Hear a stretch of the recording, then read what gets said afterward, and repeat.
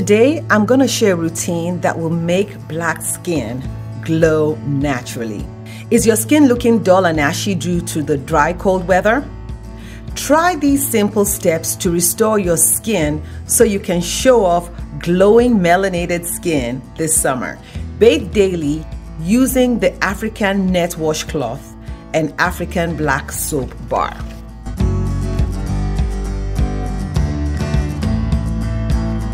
The washcloth gently exfoliates dead, dry skin to reveal brighter, more beautiful skin. The African black soap bar has been used for centuries by African women to brighten the skin on the face and on the body. After bathing, always follow up with a moisturizer to lock in moisture. I repeat that. After bathing, always follow up with a moisturizer to lock in moisture.